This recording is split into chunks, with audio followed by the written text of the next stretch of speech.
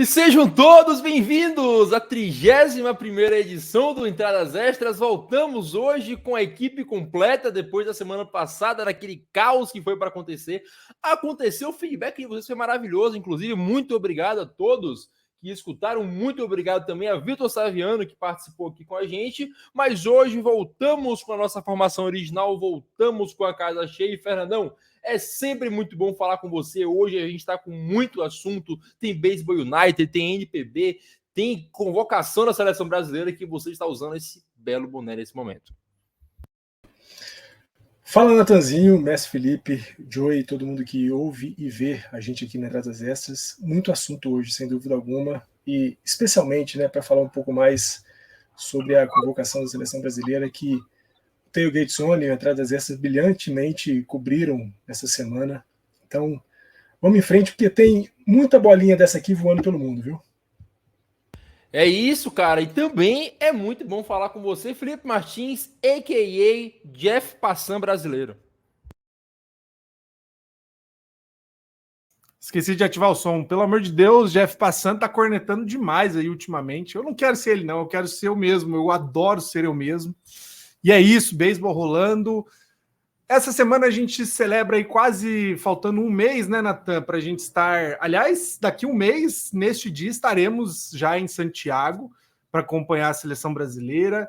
Até lá tem muita coisa para a gente falar ainda, né? Você que ainda não está acompanhando redes sociais do Tailgate Zone, faça um favor para você mesmo, siga, leia os textos, acompanhe vídeos, podcasts, tudo, porque, cara, a gente está servindo até de fonte para outros projetos, não é mesmo? É isso aí, continue acompanhando o Tailgate Zone, faça esse favor para você mesmo. É isso, e por último, para quem não sabe, João, também conhecido como o meu freguês no Fantasy. É muito bom falar com você, João. Sem a minha escolha de primeira rodada, daí o cara fazendo isso como se não tivesse ganhado por 10 pontos. Uma Liga Dynasty ainda, então... campeão de 2028, Reds e eu na liga. É exatamente isso, uma coisa maravilhosa. Antes de pularmos para a parte alta da entrada, redes sociais na tela. Você pode nos seguir no Twitter, no @entradas_extras, no Facebook e no Instagram, em Tailgate Zone. Você confere também no site www.tailgatezone.com.br. Nas últimas semanas tem muito conteúdo saindo lá, vídeo quase todos os dias, conteúdo de NFL, basquete, beisebol e esportes no geral. O Matheus está fazendo coisas relacionadas à geopolítica, então é muito conteúdo. Você está perdendo se não está conferindo. Vou fechar e voltamos já na parte alta para falar de beisebol. Hey, take me out to the ball game. Take me out with the crowd. Vamos começar pelo começo, Felipe. Na segunda-feira tivemos a nossa live aqui no Tailgate Zone. Você, inclusive, pode conferir no nosso YouTube.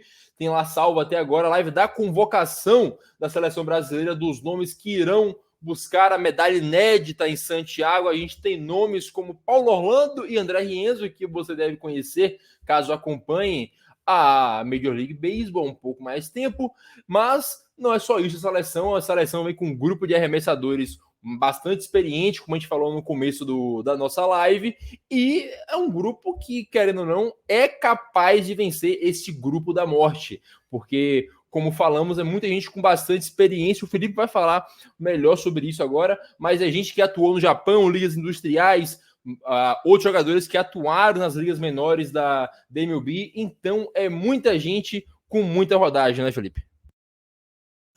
Pois é, meu amigo Natan, a gente fez aí parte, né, desse momento importante para a preparação da seleção brasileira, não só da convocação.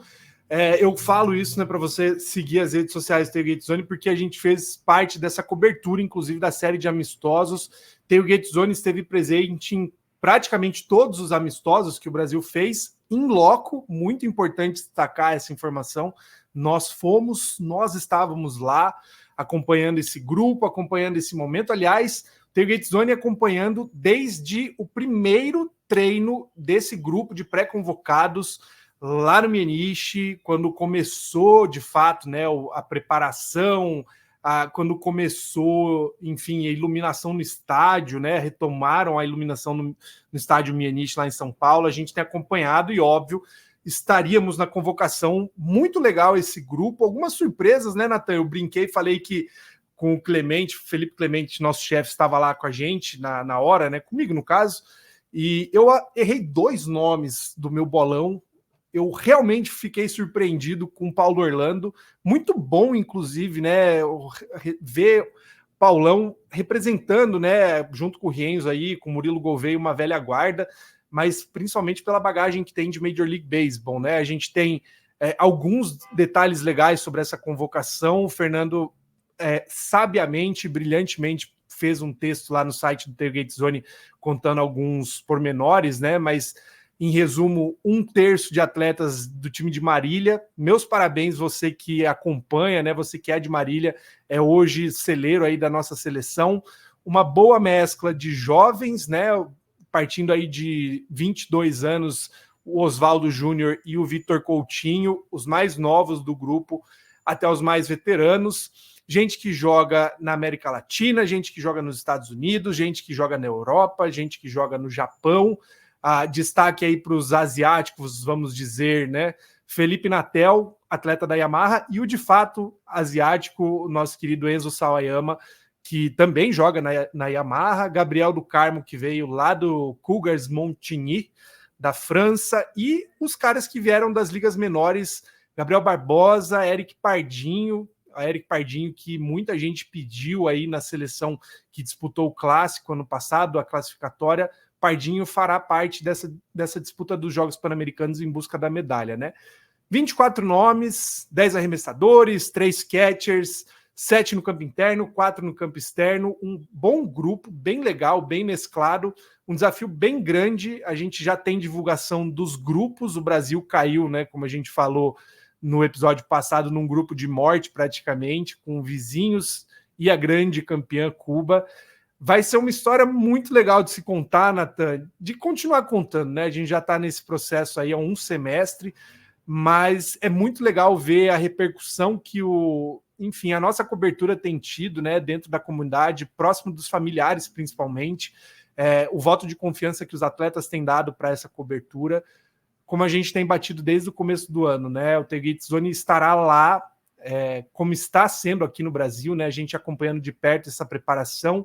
Vai estar em Santiago desde o primeiro arremesso até o último, quando estivermos com a medalha no peito, para contar essa história de conquista, né? De realmente deixar uma marca aí nessa provável troca de gerações, né? A gente tem alguns atletas provavelmente caminhando para a última competição como defensores aí da nossa seleção, e uma troca de bastão muito importante para uma nova geração que vem e vem muito forte, né? A gente não vai focar tanto, mas saiu essa semana também a convocação do Sub-18, que vai disputar o Sul-Americano em Salta, na Argentina, no fim do ano, e tem muita gente que a gente nem sabe que existia, né? Que joga nos Estados Unidos, no Canadá. É um momento muito único aí do Brasil de realmente ver grandes nomes que construíram aí, escreveram história nos últimos 10, 15 anos do nosso beisebol, passando para os próximos 15, 20, 30, 50 anos. É isso, né, Fernandão? Só reforçando aqui, corrigindo a informação que o Felipe passou, a gente não vai estar lá desde o primeiro arremesso, vamos estar antes, vamos estar desde os treinos cobrindo a seleção. Aliás, Natan, eu tinha comprometido aí com quem assistiu a live uma informação bem rápida mesmo, e que talvez eu me coloque num problema, porque, como a gente sabe, né, o campo ainda não existe, né? A gente ainda não sabe como será. Estamos às voltas, né, de saber de onde tiraremos fotos, como será a nossa estrutura. Mas uma informação que é nova aqui para o pessoal: o Brasil foi convidado para ser a seleção a fazer o jogo teste, né, do estádio lá de Cerrillos, na região sul da capital, Santiago. Brasil e Chile provavelmente farão esse jogo teste, né? Isso deve acontecer nos primeiros dias. Então, em primeira mão, entradas extras trazendo essa informação. Você que acompanha o nosso projeto vai ver ao vivo isso. Eu me comprometo com essa informação, mas só para quem segue as redes sociais do Tailgate Zone, hein?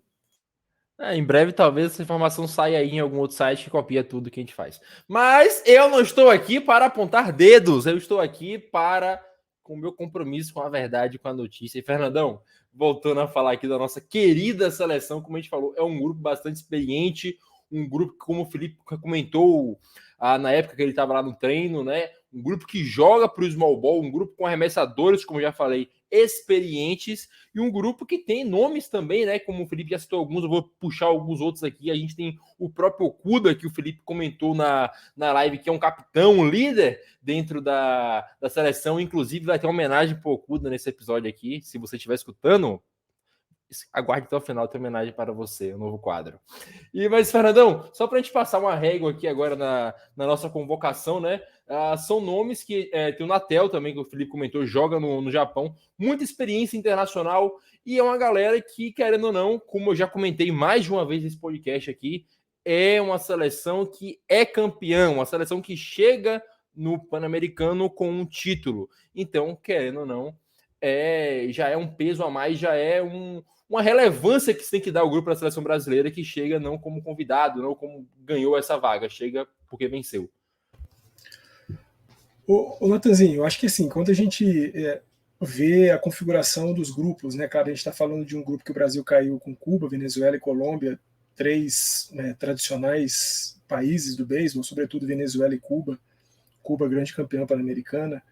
Mas quando a gente vê a formatação desses times e vê a escalação, a convocação do Brasil, a gente pode plenamente colocar o Brasil entre os favoritos à medalha. A medalha, não sei se de ouro, não sei se de bronze, não sei se de prata, mas a medalha eu acho que é muito difícil que o Brasil...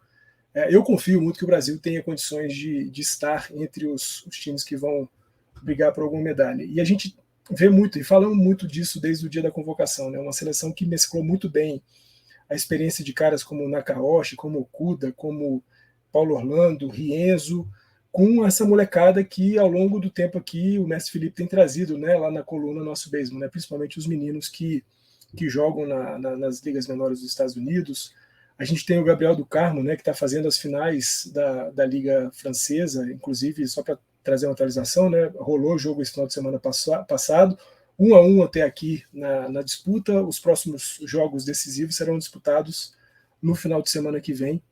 No final de semana que vem, quero dizer, entre os dias 15 e 17 de setembro. Então, assim, nós estamos falando de uma seleção que soube mesclar muito a experiência e a juventude, e, sobretudo, uma juventude que tem experiência internacional. Eu acho que isso conta muito, muito para uma competição curta, como é uma competição como é o Pan-Americano. E falando mais especificamente, Natanzinho, do dia que houve a convocação e a cobertura do Theo Gateson pela live, gostei muito de ouvir e ver a entrevista do Felipe Natel, né, do quanto ele se colocou emocionado, feliz de ter sido convocado e, sobretudo, o destaque que ele deu para a preparação da seleção brasileira para o torneio. Acho que quando a gente vê um cara da experiência e da qualidade do Natel destacando preparação, e a gente sabe, né, o quão problemáticas foram preparações anteriores da seleção brasileira, e a gente vê que agora um cara do tamanho dele destaca justamente isso, a preparação do time para o torneio. A gente pode confiar mais ainda que a luta pela medalha ela é verdadeira. Já não é mais aquele sonho que a gente acalentava aqui durante os episódios passados, mas passa a ser já uma coisa de acreditar de fato que o time tem condições de buscar uma medalha. E uma última informação só, Natan, complementando, a gente fala da live que o Natel participou, né? Obrigado, Felipe Natel, também, se você ouve a gente. Mas a gente postou aí durante a última semana, né? E essa semana, hoje ainda saiu um vídeo de alguns atletas, né? E dos técnicos falando sobre esse preparo, né? O destaque é a primeira vez em muito tempo em que a seleção tem tempo para jogar junto, né? É a primeira vez que tem um apoio da Confederação e principalmente do Comitê Olímpico Brasileiro em promover essa oportunidade dos atletas estarem de fato jogando juntos. Foram 6 meses, aí acho que uns 8, 9 treinos nesse período todo, em que conseguimos reunir praticamente 40, 50 nomes dos 64, né, que foram pré-convocados, para estarem juntos, tendo rodagem juntos, uma troca de experiência muito boa. Então, todos os atletas, Vitor Coutinho, Murilo Gouveia, o Felipe Natel, técnicos, destacaram isso, que é a importância desse momento, que foi a primeira vez em muito tempo de preparo para competições internacionais que o Brasil conseguiu, de fato, ter tempo para treinar junto. Agora a gente fala um pouco sobre a Baseball United. Como eu sempre falo, nós somos os arautos da Baseball United aqui no Ocidente. Ninguém fala mais dessa liga do que a gente. Quer dizer, talvez aí um certo perfil de Instagram comece a falar depois, porque a inveja é uma merda. Mas, João, no dia 19 de setembro, em Cincinnati, Ohio, a cidade do seu coração, nós teremos o draft da Baseball United. Mumbai Cobras, Karachi Monarchs, Dubai Wolves e Abu Dhabi Falcons são as 4 franquias que fazem parte desse primeiro draft. A gente já tem, inclusive, a ordem do draft, né? Será o Mumbai Cobras, o Karachi, Dubai e o Abu Dhabi. Nessa exata ordem, serão 8 rounds com 2 escolhas para cada time. E, ao final do mês, alguns prospectos serão anunciados. Ao todo, serão selecionados 17 jogadores, dentre eles o nosso queridíssimo André Rienzo. Falou tudo que eu tinha para falar. Parabéns, Nathan.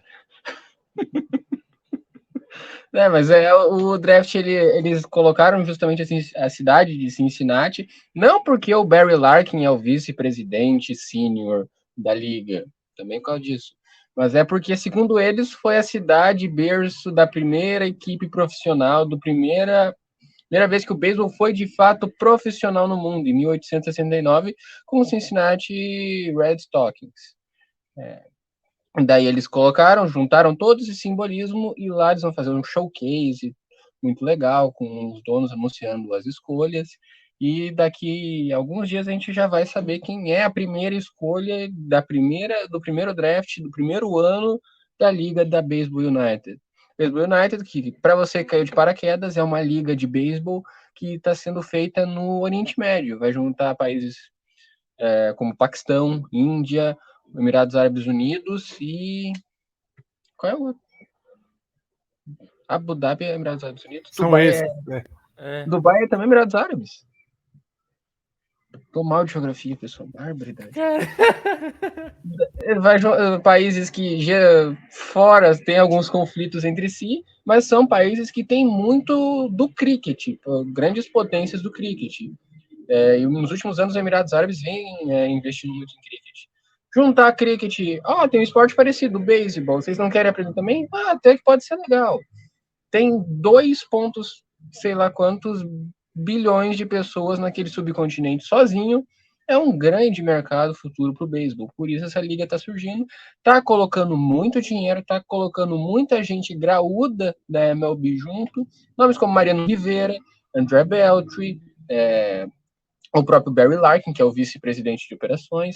Então, é uma liga que ela vai ser um passo histórico do beisebol para essa globalização. Não vai ser só mais latinos, japoneses e americanos.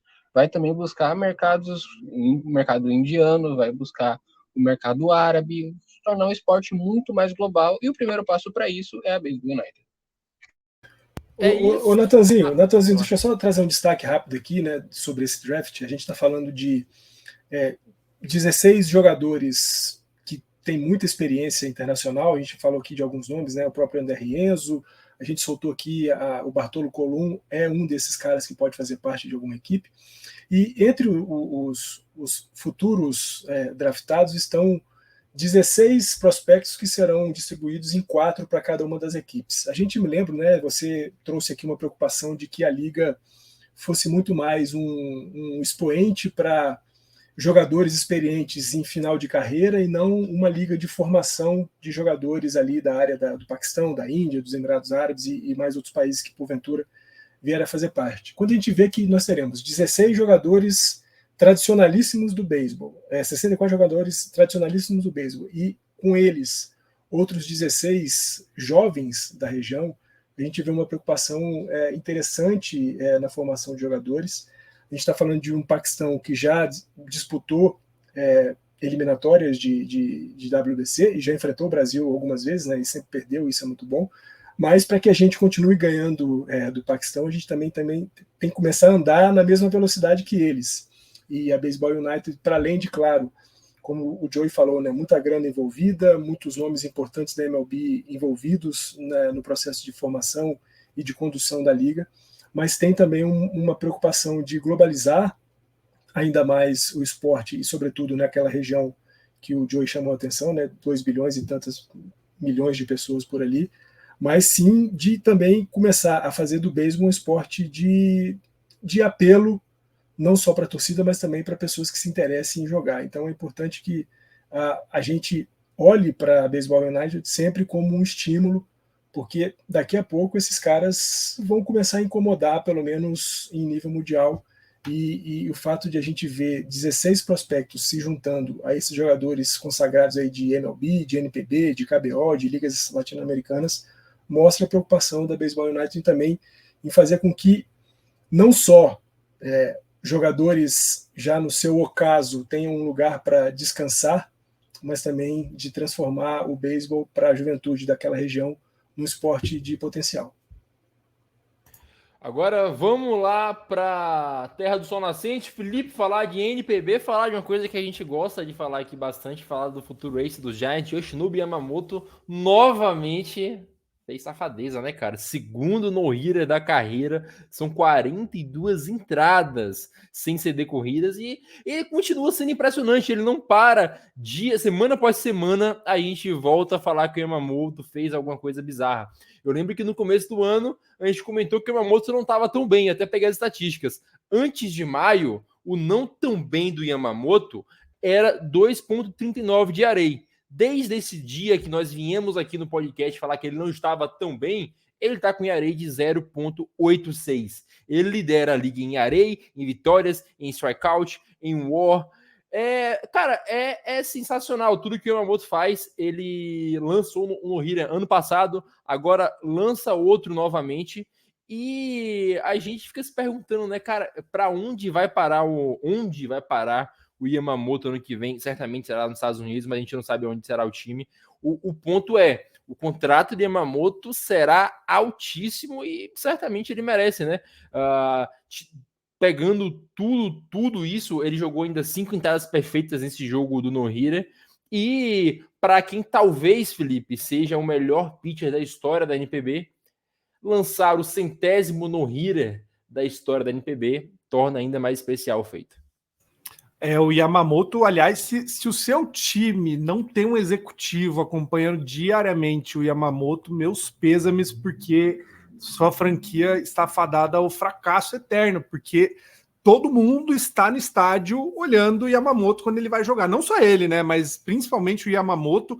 A gente vem aí de uma toada de acho que uns 2 meses, né? Falando da possibilidade do Yamamoto garantir uma tríplice coroa pela 3ª vez consecutiva. A gente falava sempre da dificuldade que ele estava tendo de alcançar o número de strikeouts. Ele está a 1 strikeout do Atsuki Taneishi, que é o atual líder da Liga do Pacífico, com o Yamamoto tendo um jogo a menos. Então, esse cara é surreal. Eu não sei se ele é o melhor arremessador da história do Japão, mas com folga, ele é o melhor da geração.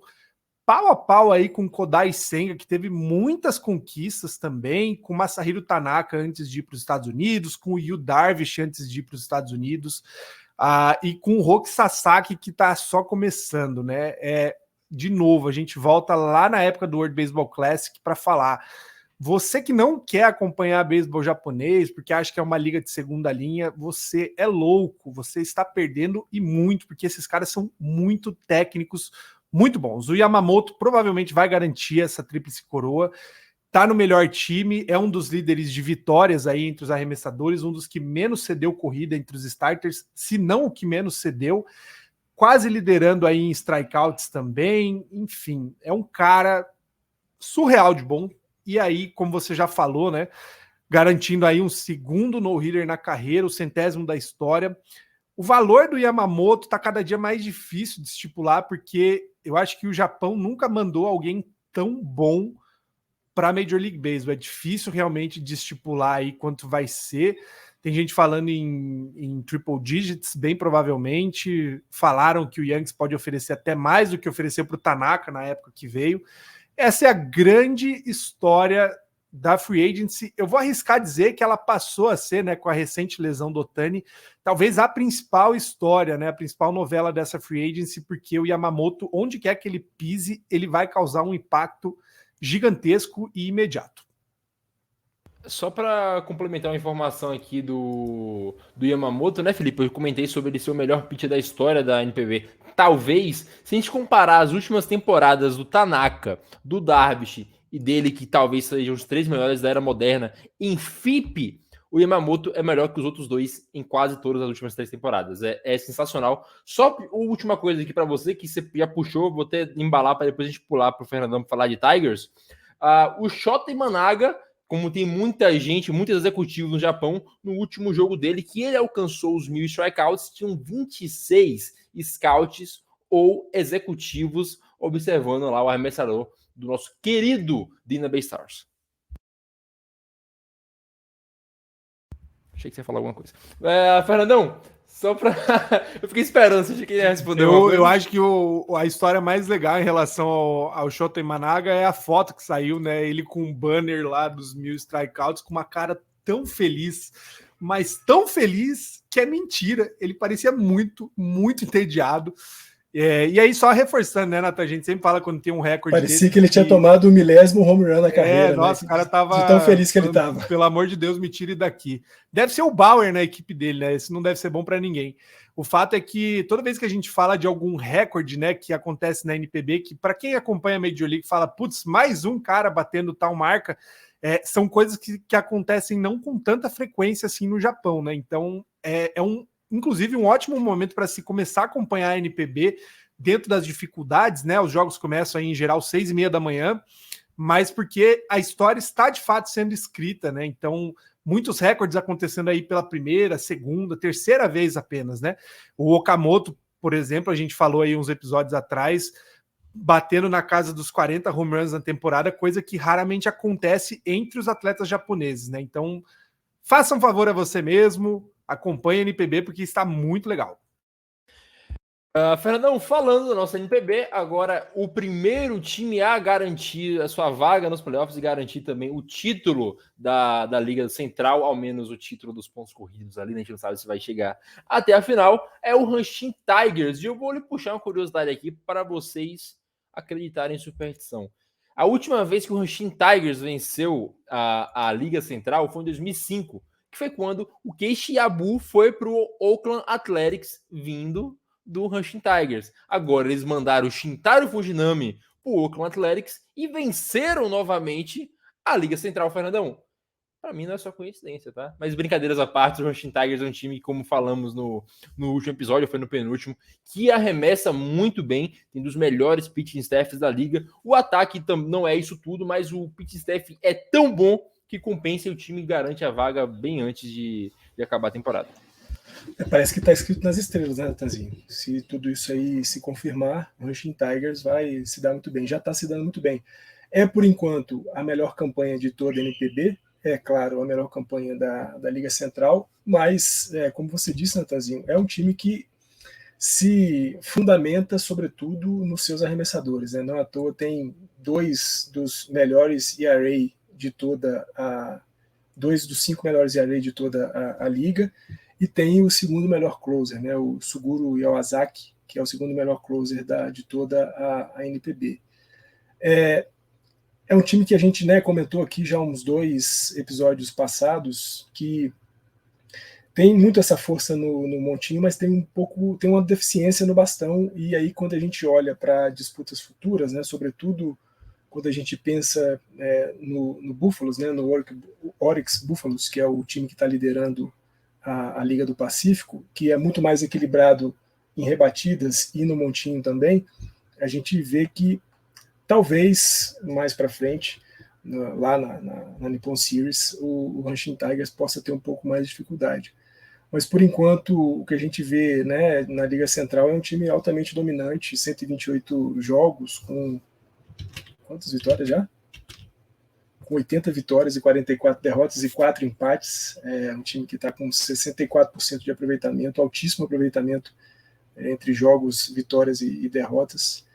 E eu acho que mostra muito isso, né? Faltando 13 jogos para o fim da temporada regular para o Hanshin Tigers, a gente ainda tem aí alguns times com um pouco mais, um pouco menos de jogos a serem jogados, mas faltando 13 jogos para se definir a temporada regular da NPB, os Tigers já garantem, né, a melhor campanha de toda a Liga Central e se colocam muito bem aí para a disputa dos playoffs, sobretudo, né, como a gente pensa naquilo que o Mestre Felipe falou em episódios anteriores, da tal vitória fantasma, né? O time com a melhor campanha entra na Nippon Series com 1-0, como se estivesse já vencendo por 1-0. E não à toa, né, eles têm 6 jogos só durante a Nippon Series, justamente porque o melhor time entra vencendo por 1-0. E aí o Hanshin Tigers, se chegar a Nippon Series, é o time que garante esse 1-0. Isso, vamos fechar aqui a nossa parte alta da entrada e voltamos na parte baixa para falar de MLB.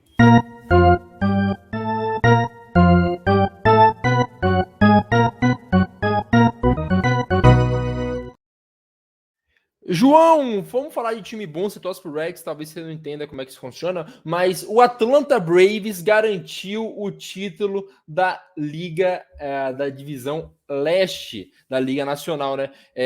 Foi a segunda vez que eles fizeram isso mais rápido, empatado com... Em 95, eles também clincharam a divisão em 13 de setembro. Em 2002, eles clincharam no dia 9, que foi a vez mais rápido que fizeram isso. Cara, é bizarro o que o Atlanta Braves vem fazer essa temporada. Cara, só em comparação em números de home runs, vamos lá. O Braves tem 282. Depois quem vem? Os Dodgers, com 227. Cara, é surreal o que os Braves vem produzindo no bastão esse ano, muito por conta da temporada, de 2 temporadas de MVP, é verdade, né? O Cunha faz a temporada de MVP e o Matt Olson também faz a temporada de MVP, inclusive igualando o recorde de home runs em uma única temporada pelo Atlanta Braves, com 51, que ele deve bater até o final da temporada também, a 6ª vez seguida que os caras vencem a divisão, né, João? E não tem muito o que falar, cara. É um time que, quando foi campeão, perdeu todo o seu outfield e no meio da temporada reconstruiu para ser campeão. Agora, essa temporada, eles estão há 3 meses sem o Max Fried, sem o Kyle Wright, e acharam o Bryce Elder no começo do ano, que está sendo essencial na rotação, e vão ganhar a divisão. Mais uma vez ganharam, né, pela 6ª vez seguida, e é o favorito hoje a vencer o World Series. Acho que ninguém discorda que os favoritos são os Bravos de Atlanta. Só uma estatística bem razoável para a gente entender a dominância do Atlanta Braves. A distância do Atlanta Braves para o Philadelphia Phillies, o primeiro time no wild card da Liga Nacional, é de 17 jogos. 17 jogos é a exata distância do Milwaukee Brewers para o St. Louis Cardinals, que é o 5º colocado da divisão central da Liga Nacional. Para ver o tamanho da corrida que o Braves deu. O Braves é um time que está no top 5 em todas as estatísticas ofensivas, como foi dito, 2 MVP cases. Spencer Strider, que está no top 3, top 4 para Cy Young, de novo. Max Fried, que se tivesse jogado o ano como jogou, o ano todo, como jogou agora, voltando de lesão, estaria também na briga para MVP. Tem um bullpen maravilhoso. O bullpen do Braves é top 5 em WAR e em ERA. Isso é muito difícil. O corpo de arremessadores do Braves jogou bastante entradas esse ano e tem um ERA também bem razoável. O Braves está no pace de quebrar o recorde de home runs num ano. O recorde atual é do Minnesota Twins, que foi no longínquo ano de 2019, antes da pandemia, em que a bolinha da liga, dito já pelo comissário, dito já por diversos estudos, era quase aquela bola dente de leite, porque qualquer porrada dela era home run. Essa bola que a gente tem esse ano, ela é mais voltada para o ground ball, é mais pesada, digamos assim, e eles vão quebrar esse recorde se eles continuarem nesse ritmo e nesses 16 jogos batendo como eles estão batendo. É um time que vem dominando tanto na temporada regular que praticamente não tem graça.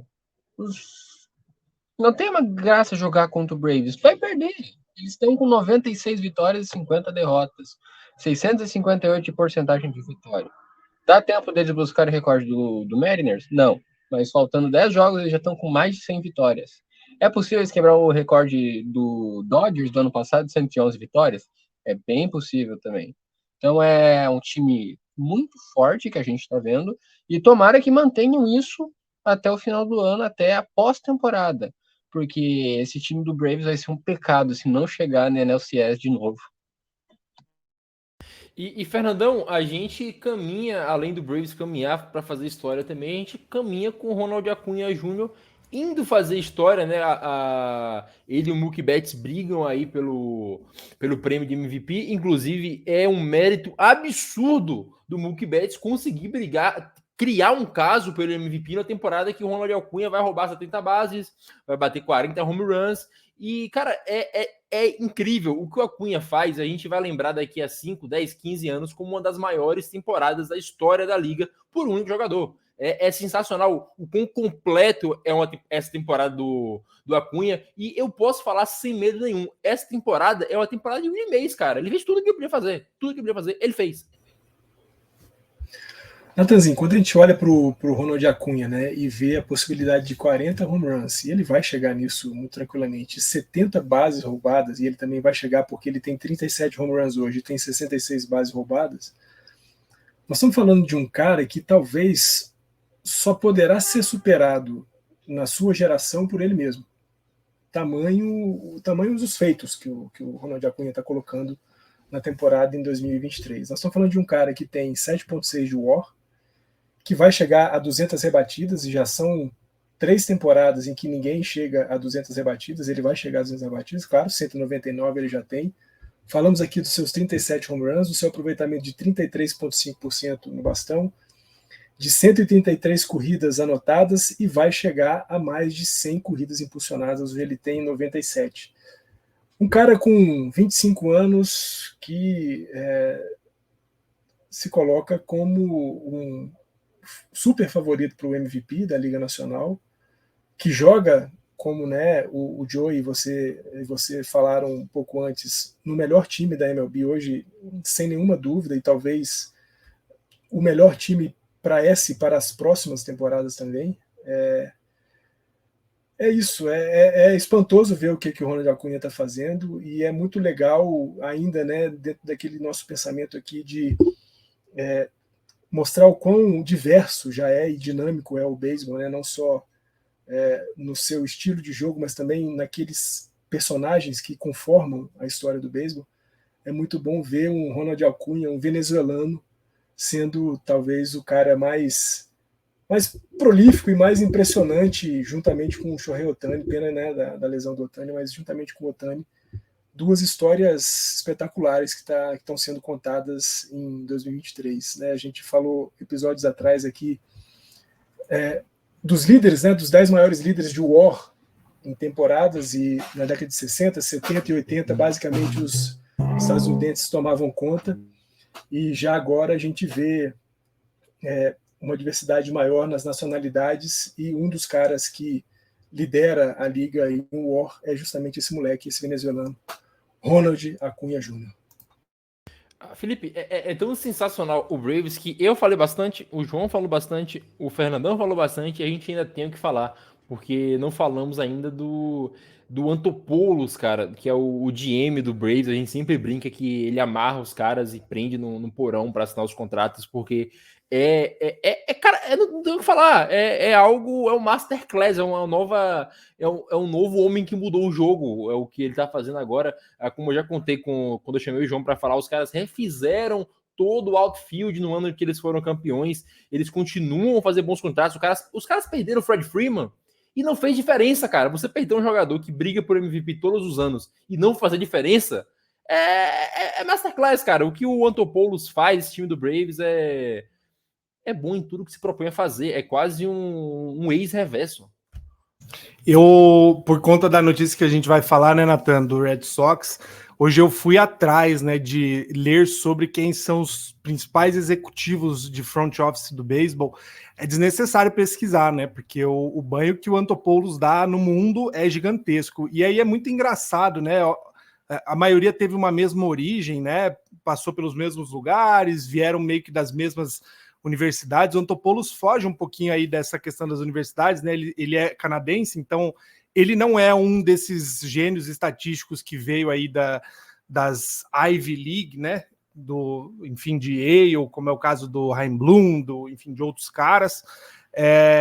E é muito legal ver, de novo, né, esse protagonismo de gente que não é dos Estados Unidos, né? Tudo bem que o Canadá é meio que um mesmo microcosmo, mas tira um pouco o protagonismo de um lugar que está sempre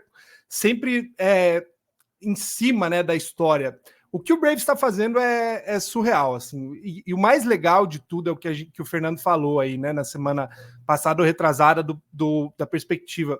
O que o Braves está começando a fazer, porque daqui para frente a gente vai falar muito de recorde atrás de recorde sendo quebrado por essa equipe, porque conseguiu encaixar um grupo extremamente promissor em todas as posições, falando defensivamente, falando ofensivamente. O Braves, o Braves espirra, sai um bom arremessador. É impressionante, a coisa que a gente via o Tampa Bay fazer, mas sem a capacidade de amarrar esse elenco, né? Sem conseguir parar as arestas faltantes para, de fato, disputar o título. O Braves faz isso com muita facilidade.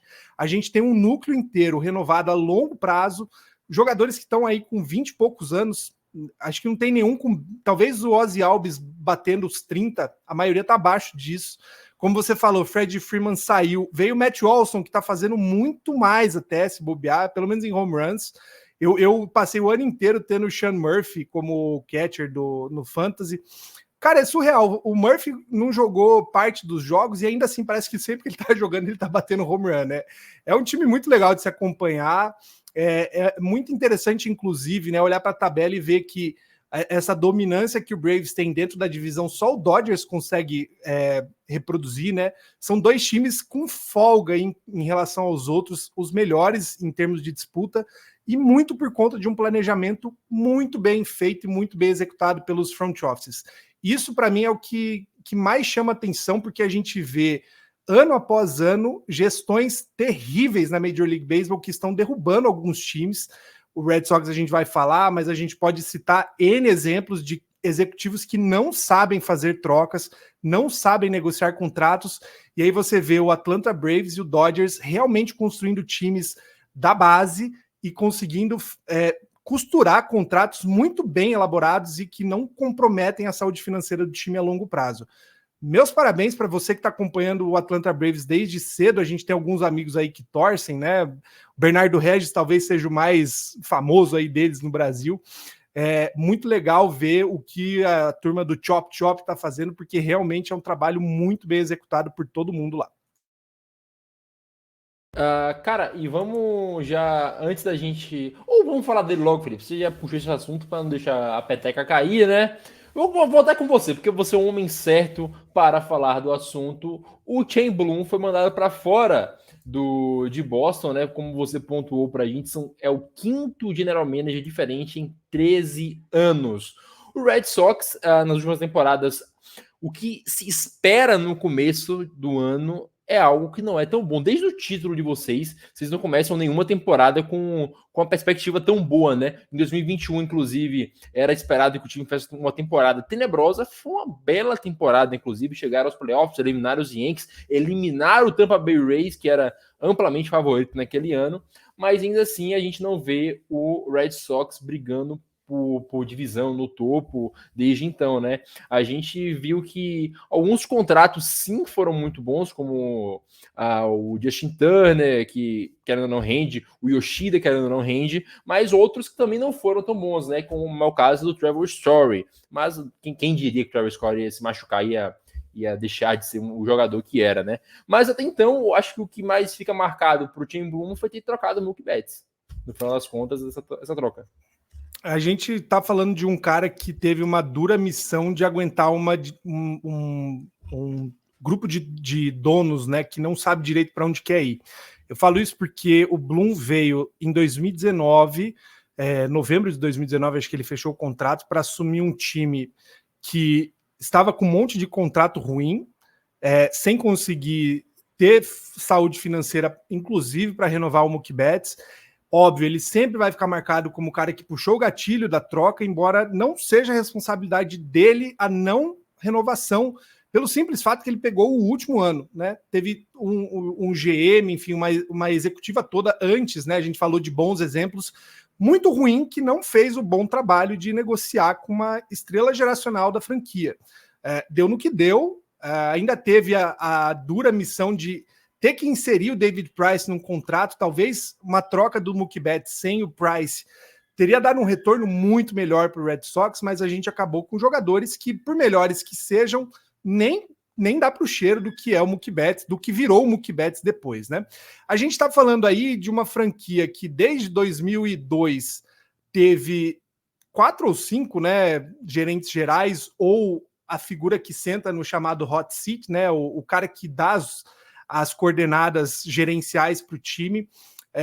Eu acho que o Chaim Bloom, se ele ficasse ou saindo, era justificado para os dois lados, porque ele foi contratado por uma missão muito específica, que era restaurar a farm do Red Sox, né, as categorias de base, e secar os contratos que estavam ruins. Ele fez exatamente o que foi pedido para ele. Ele vai sair do Red Sox, né, já saiu como um scapegoat aí, né, o bode expiatório.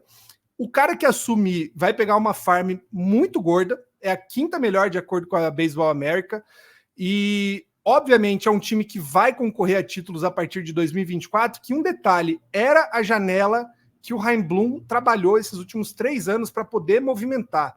A gente falou várias vezes, né, para os torcedores do Red Sox, espere, porque 2024, né, 2023 para 2024 é quando o time vai poder realmente se mexer e ele não vai estar lá para poder ver o fruto do trabalho dele. Uma pena, mas é um mal de se jogar, né, enfim, de se trabalhar num time de grandes mercados, que a gente fala na Major League Baseball.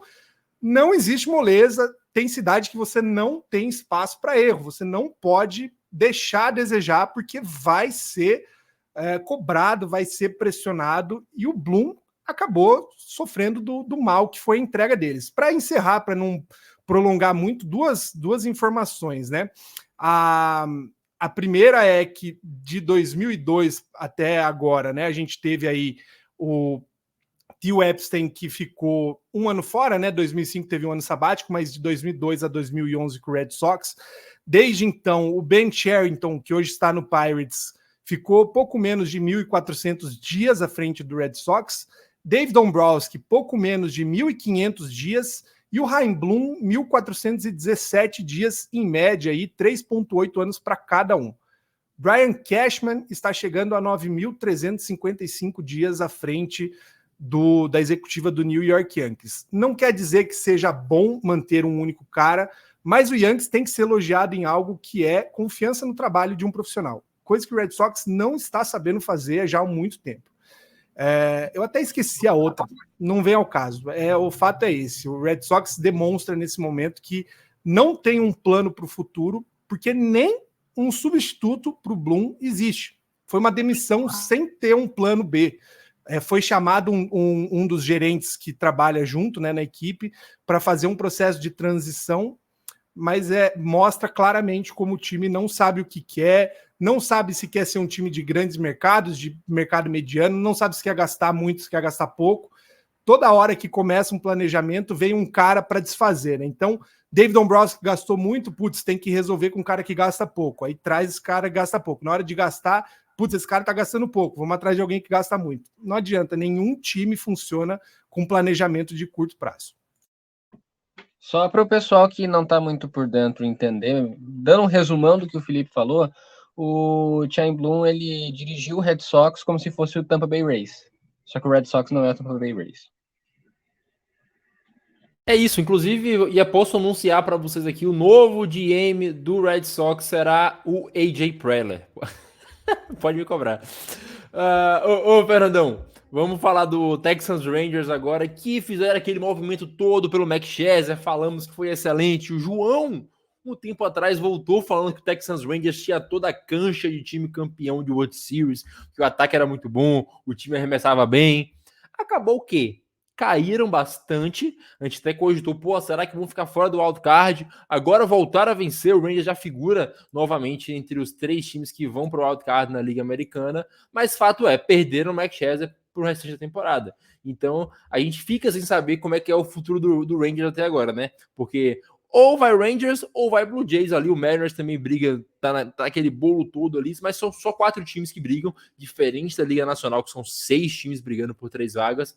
Ainda assim, o time do Rangers, como o João falou, e ainda é factual, é um time que rebate muito bem, é um time que, a depender da run que chega nos playoffs, pode ser campeão, mas para isso precisa chegar nos playoffs e talvez estejam voltando a aquecer no momento certo.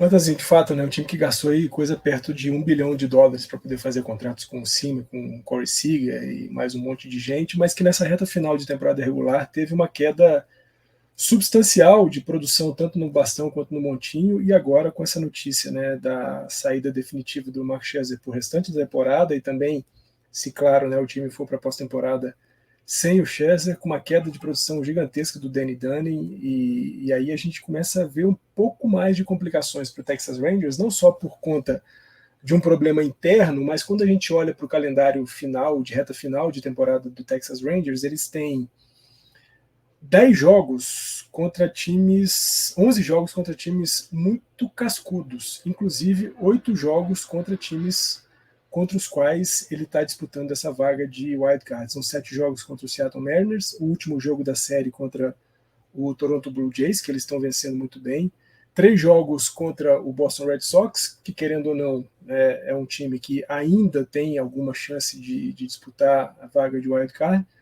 E aí a vida um pouquinho mais simples são os 3 jogos contra os Angels e os 3 jogos contra os Guardians. Se a gente olha hoje para a classificação, Texas é o último time dessa classificação de wildcard, com um joguinho à frente do Toronto, que se perder hoje para Toronto, essa vaga, esse um jogo vai embora, e aí Toronto acaba assumindo a posição. É estranho pensar que um time com tanto investimento e com tantas expectativas, correspondidas, né, até uma certa altura da temporada, agora já seja colocado em dúvida, né? A gente está falando de um time que já foi líder da divisão oeste da Liga Americana e que agora só disputa uma vaguinha de wildcard. Acho que por toda essa conjuntura dos Rangers, né, não só por queda de desempenho de jogadores no bastão e no montinho, lesão do Max Scherzer, que compromete demais o futuro do time em 2023, eu olho com muito mais preocupação, sobretudo para esse calendário do Texas Rangers, que vai ser muito, muito complicado. Claro, nessas horas que a gente espera que os caras grandes do time apareçam, né? E eu estou falando de Nathaniel Lowe, estou falando de Corey Seager, estou falando de Marcus Semien, eu acho que esses caras precisam aparecer justamente nessa hora. É assim que o time dos Rangers vão conseguir chegar nos playoffs. Ou mais um ano de derrocada para os caras. João, vamos falar do seu herói agora, do seu ídolo, Bryce Harper. Cara, a gente comentou bastante ano passado, inclusive, enquanto ainda fazíamos o Rebatida, né? Nós falamos muito do Bryce Harper, o que ele ia fazendo, que para você é a maior pós-temporada da história de um rebatedor. Eu ainda fico com o Big Papi, mas eu acho que ele vem logo depois, à frente do Dave Freese ainda. Cara, o Bryce Harper fez tudo isso, se machucou, achávamos que ele só voltaria em junho, julho, voltou muito antes e tá jogando um absurdo novamente. O Bryce Harper agora conquista mais uma marca na carreira, são 1.500 hits pro Bryce Harper, e de forma não menos impressionante, o hit de número 1.500 foi um home run. Ele é muito bom. Some-se isso a semana passada ter batido um walk-off Grand Slam para ganhar o jogo, acho que foi contra o Braves, na série que eles perderam pro Braves. Bryce era o Max Harper, o cara que, como você disse, tem a maior pós-temporada da história. Você prefere estar errado nessa situação, porque existe apenas uma resposta certa, e ele é o cara que mudou o Phillies, desde que ele chegou, a partir do momento em 2022 que ele vestiu a camisa e disse, eu sou o MVP nessa bagaça, 2021 ele fez isso, e o Phillies é um time completamente diferente. Agora é um time que a gente vê que não é só mais um catadão de bons arremessadores e alguns hitters, é um time que tem espírito, é um time que a gente não pode imaginar um time desse do Phillies vendendo fácil vitórias, é um time que joga junto com a torcida. Grande parte dessa corrida para a pós-temporada vem com o Bryce Harper, um ano que o JT Realmuto não está sendo o JT Realmuto, que ele costuma ser o melhor jogador 5-tool player da liga, esse não é. O Trea Turner esquentou no momento certo, o Bryson Stott vem sendo um grande rebatedor de contato, e o Bryce Harper, que é o grande orquestrador dessa grande sinfonia fim maníaca. Então, esse time do Braves, esse time do Phillies tem esperança de bater o Braves nessa pós-temporada porque existe Bryce Harper, e Bryce Harper estará nessa pós-temporada porque existe o Philadelphia Phillies. Ele já sofreu muito com times ruins em Washington, e esse ano não será diferente, porque esse time do Phillies ainda é muito perigoso. Não direi que é um seríssimo candidato à World Series, porque essas coisas só se acertam uma vez na vida, e eu já gastei ela com o Brewers esse ano. Cara, só pra gente, caso vire polêmica isso no futuro, vou perguntar uma única vez rápido, sem precisar justificar muito. Felipe Martins, maior pós-temporada da história de rebatedor, quem? Eu não posso ser não clubista, né, cara? David Ortiz carregou 3 títulos pro Red Sox, não tem outra opção. Fernandão. Cole Bellinger. Que isso, cara? Então eu vou de Travis Chicago, pronto. Aí cada um clubista do seu jeito. Agora eu vou fechar a nossa parte baixa e volto não mais com o walk-off. Eu volto com o Momento Okuda.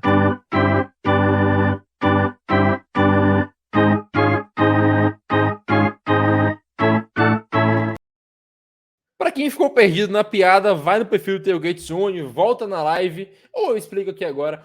O nosso querido Okuda da seleção brasileira bateu um walk-off home run no Coxien, bateu outros walk-offs na carreira, inclusive no Instagram dele você acha esses vídeos. É o homem mais decisivo da história do esporte. Então agora o walk-off é rebatizado como Momento Okuda. E para o Momento Okuda de hoje, Fernandão, além do Atlanta Braves, qual outra equipe irá chegar a 100 vitórias na temporada?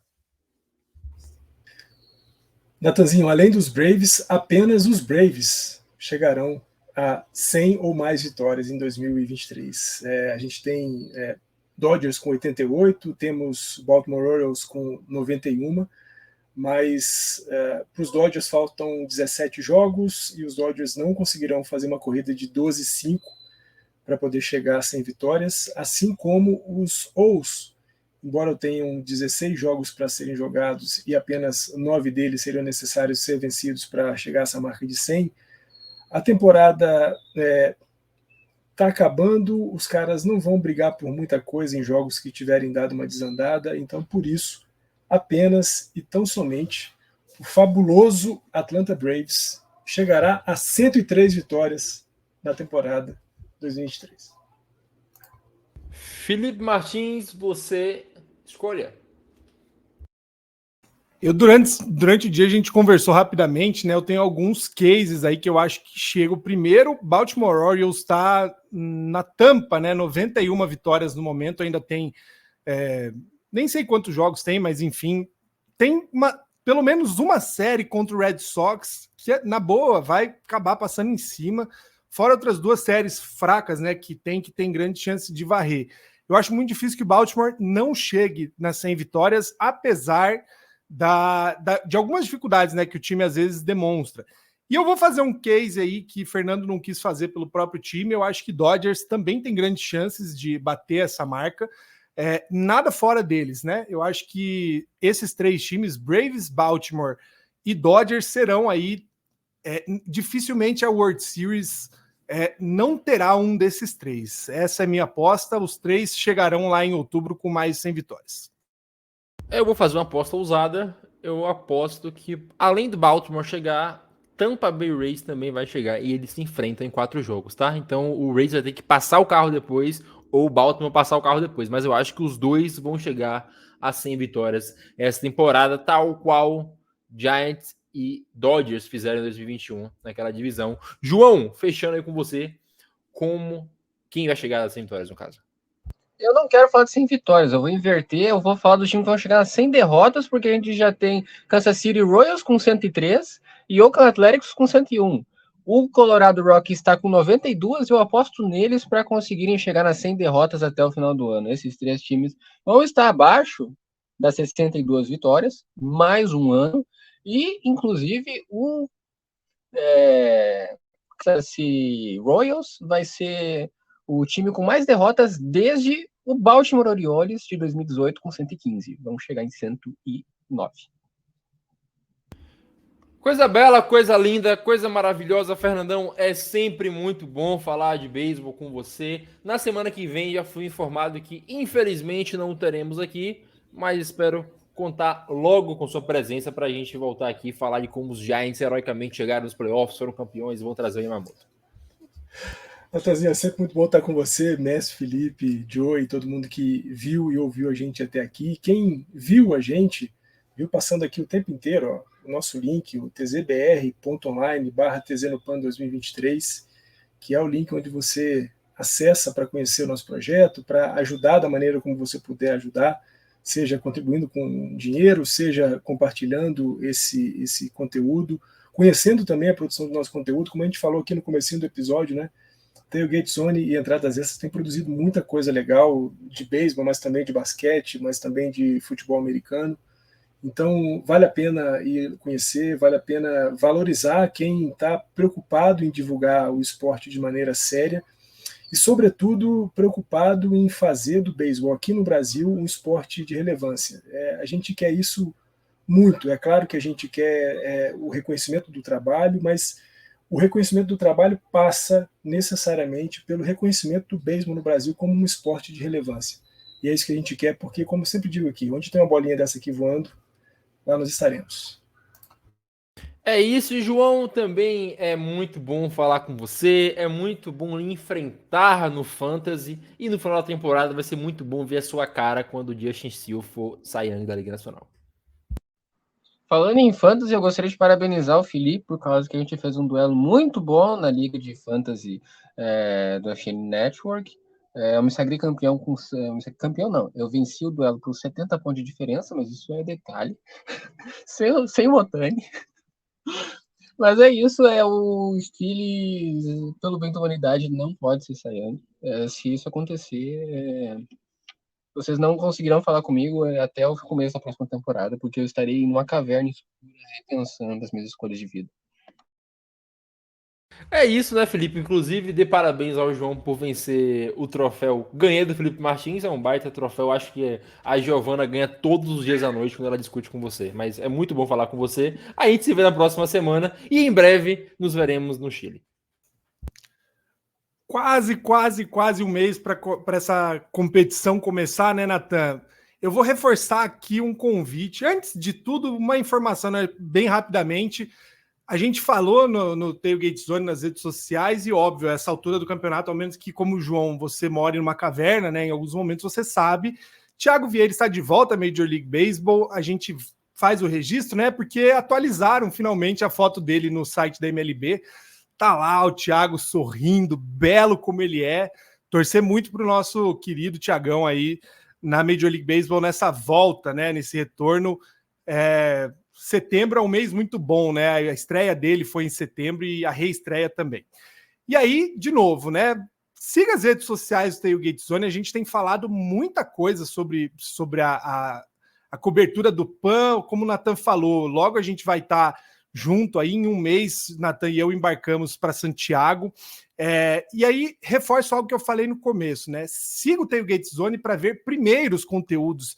Pode até ser que você veja o mesmo conteúdo ou as mesmas informações em outros lugares, mas é muito mais legal ver de quem de fato produziu, né? De quem correu atrás, de quem está dando sangue aí, suor, para fazer essa cobertura.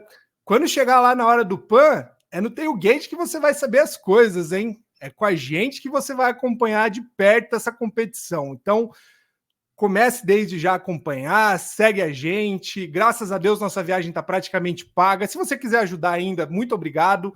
Mas a gente vai de qualquer jeito, a gente vai voltar com essa medalha, com história feita. Não porque somos nós, né? Mas porque o beisebol brasileiro está em ótimas mãos. Felizmente, um dia veremos jogos aqui no Brasil. Eu torço muito por isso. E é isso, Natan. Estou muito feliz. Muito obrigado. Até a próxima, você que ouve a gente. Tchau. É isso, inclusive só um aviso no final, se o Thiago Vieira, se o Milwaukee Brewers conseguir chegar bem aos playoffs, todos nós torceremos pela previsão do João, para ela estar correta, porque aí o Thiago Vieira será o terceiro brasileiro campeão da World Series, então Milwaukee Brewers é o Brasil nos playoffs. Um beijo a todos, nos vemos na próxima semana para falar um pouco mais de Liga Japonesa, de MLB, de seleção brasileira. Até lá, um abraço e tchau!